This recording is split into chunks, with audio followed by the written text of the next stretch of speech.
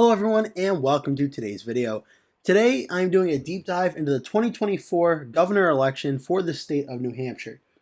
New Hampshire is currently in obviously the most competitive governor's race in the entire United States in the 2024 elections. New Hampshire is going to be the closest margin of victory out of any governor's race in the entire country, and New Hampshire at the presidential level should also be reasonably competitive as well. So this is a very interesting race, a very important race. In this video, I'll be breaking down several details and key things to know going into this race. Starting with the voting history in New Hampshire, one thing New Hampshire does that's different than some other states is it elects its governors every 2 years instead of every 4.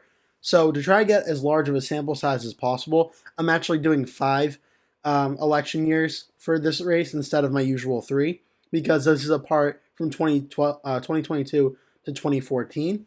So that would be a similar spread to 2020 to 2012 for the presidential races. This is going to be 2022 to 2014 with the 2-year increments. So in 2022, Republican Governor Chris Sununu won re-election by 15.5%. In 2020, incumbent Governor Sununu again won re-election by 31.8%. And in 2018, Governor Sununu won re-election by 7%. In 2016, Sununu was elected for the first time, winning statewide by 2.3%. And in 2014, the Democratic incumbent governor, then governor, now Senator Maggie Hassan, won by 4.9% statewide. That is, if you average them all across the margins of victories of the last 5 elections, that is Republican plus 10.34. I also, in this video, I'm going to be doing more information on it, but I want you to really pay attention to this 2016 number, this 2.3%, because of all these recent elections, I think 2016 is the one we're most likely to have replicated in 2024 for this governor's race. As for the national vote for all the governors across the country for each election, in 2022, nationally, when all the votes were added up, the Democratic candidates for governor had 0.2% margin of victory over the Republicans. In 2020, the Republican candidates for governor had 8.3% margin of victory over the Democrats. In 2018, the Democratic candidates had a 3.1% margin of victory over the Republicans. In 2016, Republicans had 2.1% margin of victory over the Democrats. And in 2014, Republicans had a 4.1% margin of victory over the Democrats. That is an average across these 5 election years of 2.24%. And on my next slide, I'm going to be going over why that information is important. Looking at how New Hampshire has voted compared to the margin of victory for the party in each election. Again, I told you in 2022, New Hampshire was won by Chris Sununu by 15.5%. The popular vote for all the governors across the country was Democrat plus 0.2.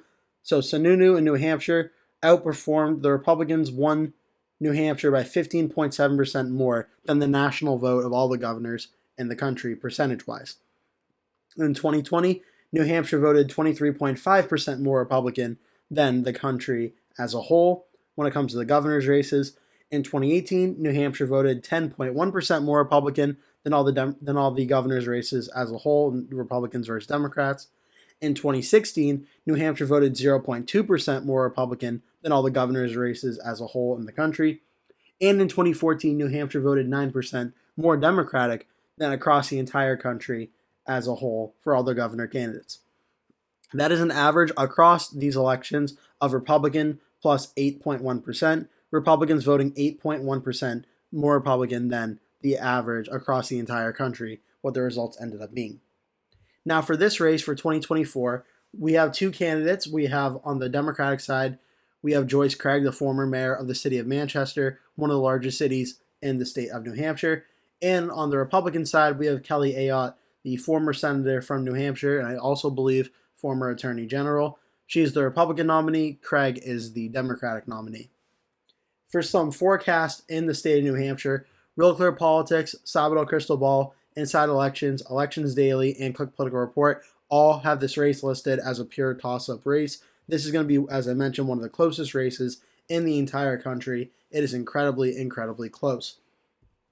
And the polling averages we have 2 polling averages, one from Real Clear Politics that has Kelly Ayotte leading by 1.5%, and one from 270 to Win that has Kelly Ayotte leading by 2.3%, an average across these polling averages of 2%. So as I showed you, a very close race. It does seem like Ayotte has a very slight lead right now, but at that average of 2% across both of these, that would be somewhere between a lean race characterization right now, but it's still very, very close, about 2 weeks out from Election Day. So definitely a very, very close one to watch. Some key counties I'm watching for in New Hampshire on election night. I wanted to do just an example of 3 different governor's races where 2022, this is the most recent governor's race where Sununu was up for re-election and he won big. 2016 was that governor's race I want to talk about that I think is going to be most similar to this one. It was a very close election in a presidential year with Donald Trump on the ballot, and it was a very, very close win for Sununu over his Democratic opponent. And I think 2016 is a good one to look at in terms of how these key counties voted. And in 2014, that was another very close election, but in that situation, the Democrat won. So I kind of want to show you what these margins looked like with the most recent election, the very close Republican win, and the very close Democrat win as kind of a good comparison to each. So the first county I want to talk about is the county of Hillsborough. This is the largest county in the state by population, and it has several key cities in it, such as Manchester and Nashua. Very, very important county. When it comes to competitiveness, it is very, very competitive at the presidential level and very competitive at the governor level as well. And in 2022, Governor Sununu won it by 17.1%. That is a very, very big win. That will not be happening in 2024 as neither candidate has the advantage of being the incumbent. However, in 2016, when Sununu did win statewide, as I'll show you in a few minutes on the county's map, Sununu did win statewide in a very close race. He won this county by 4.2%. And it's a very good win, a very impressive win for a Republican to be winning this county by 4.2. In 2014, the Republican candidate who lost to Maggie Hassan won this county by 1.2%. So I think as a Republican running for governor, winning Hillsborough County by just a little over 1 point will not be enough to win this state. Unless there's other votes made up in some other areas, it's more likely than not Kelly Ayotte to win would probably have to run somewhere around 2% to 3% or more in Hillsborough County to be able to win the state. Because Sununu won this county by 4.2%, and as I'm going to show you coming up in a few minutes how much he won by statewide, he won by a little over about 2.3% statewide. So Ayotte probably has a little bit of a gap here where she can win Hillsborough County by about 2 to 2.5 percentage points and feel really comfortable about winning the state. But if she's only winning it by 1, that could potentially be a worrying sign for her that Craig may be overperforming in Hillsborough County. So that's a very important one to watch. The second county I'm watching is Rockingham County. This is the second largest population county in the state of New Hampshire. It is definitely a very close competitive county that historically voted more red than Hillsborough County and Merrimack County, but it is very, very competitive. Sununu won it in 2022 by 21 points. 2016, Chris Sununu won it by 11.8%, and in 2014, it was won by the Republican by 2.4%. Once again, looking at the difference of margins here, for what Ayotte has to do on election night, she has to get closer to the 2016 numbers that Sununu put up in Rockingham County to really give herself a big chance at winning.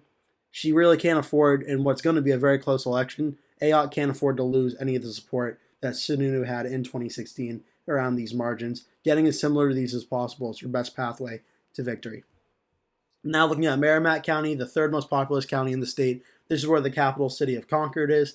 This is a county that traditionally has been more of a Democratic county, but in 2022, Sununu was able to win it by 11.1%.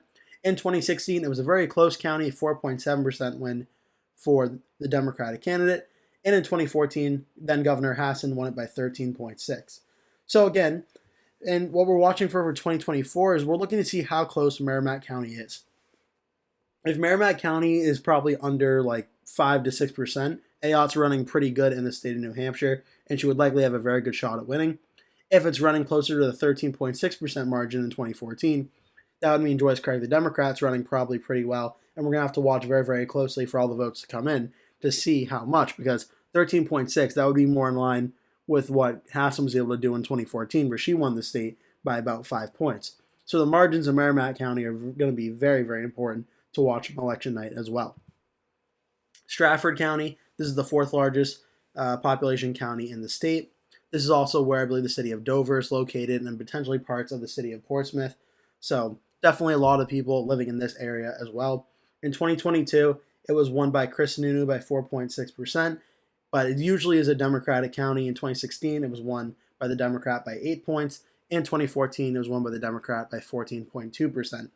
So again, we're watching the margins. On the Republican side, we're watching 2016 and say, can Kelly Ayotte replicate the map and margins that Chris Sununu did? On the Democratic side, we're watching that. How can the Democrats expand that margin up to where Hassan was in 2014? So that's going to be a very, very important one to watch for as well. Grafton County, this is typically one of the most Democratic parts of the entire state of New Hampshire. Sununu was actually able to win this county in 2022 by 2.5%. In 2016, when he won the first governor's race, he lost his county by 16.1%, and Hassan won it in 2014 by 22%. So again, we're watching this county. This will be a big Democratic vote area on election night, and we have to see how well the margins are in this county. Maybe if Kamala Harris is overperforming with what she's supposed to do in New Hampshire and Grafton's going very well for her, maybe in the governor's race that'll have some down ballot effects. Maybe it won't. We're going to have to wait and see for that. But definitely the margins in Grafton County are very important to watch as well. Looking now at the county map, in 2022, Chris Sununu won his governor's race against the Democratic challenger Tom Sherman, 57.1% for Sununu to Sherman's 41.6%. Sununu won every county statewide except for Grafton and for Cheshire. And in Grafton County, it was very close. It was 50.6% to 48.1%. In Merrimack County, it was 54.9% to 43.8%. Sununu won there. Stratford County, 51.6 to 47. That was a win, and it was usually a very blue district for Sununu. Hillsborough was 57.9 to 40.8, and Rockingham was 59.9 to 38.9. This is like about as close to a ceiling Republicans could realistically get in the state of New Hampshire, what Sununu did. I don't think 2024 is going to look anything like this, but this is about as good as a Republican could really do in New Hampshire. Looking now in 2016, in a very, very close election where Sununu won his first two-year term, Chris Sununu got 49%. His Democratic opponent, Colin Van Ostren, got 46.7%. And this is something we're looking more like on Election Day this time around. Where Grafton County was 55.8 for Van Ostren, 39.7 for Sununu. Merrimack County, 50.4 to 45.7 for Ostren over Sununu. Rockingham County was 53.8 to 42. That was a win by Sununu. Hillsborough County was 49.9 to 45.7. That was a win by Sununu. And Stratford County, 51.6 to 43.6. That was a win by Van Ostren. So again, this is a 2.3% margin of victory for Sununu in 2016. And as I mentioned, Sununu did what he had to do. He won Hillsborough County, and he did it by about, 4 points. That's a very good margin. Won Rockingham County by a little under 12%. That was a very good margin as well. And then he ran very competitive in Merrimack County, the three largest counties in the state, all right here. If Kelly Ayotte is able to do that in 2024, if she can run over 10 points in Rockingham, 4 points in Hillsborough, and under 6 points in Merrimack, she'll be the next governor of New Hampshire. The difference is we're going to have to wait and see what the Election Day vote's going to look like. I don't think Donald Trump's going to be, if he wins Rockingham County, I don't think it's going to be by 11 points. So Kelly Ayotte would really have to overperform Trump in Rockingham and in Hillsborough and in Merrimack in all likelihood. We're going to have to wait and see how that goes. But if Ayotte can replicate this map, what Sununu did in these areas, she should win by about 2 to 3% statewide, depending, of course, on how population has changed in New Hampshire since 2016. But this is a very, very interesting map to look at, and one I would not be too shocked to see on election night 2024. Now, on the flip side, if a Democrat were to win the state of New Hampshire, the last time this happened was 2014, where then Governor Maggie Hassan defeated Republican challenger Walt Havenstein. She got 52.6% of the statewide vote. Havenstein got 47.4% of the statewide vote. And this is something more similar almost to what we saw in 2020 when Joe Biden defeated Donald Trump in the state of New Hampshire. The only difference is Trump did win Coos County and lost Hillsborough and Rockingham, but the margins were very, very similar to having something like that happen. In Grafton County, it was 61 to 39 in favor of Hassan. Merrimack was 56.8 to 43.2 in favor of Hassan. Rockingham was only 51.2 to 48.8. Havenstein did win it. Hillsborough, 50.6 to 49.4, very, very close. Havenstein did win it. And Stratford was 57.1 to 42.9, a win for Hassan.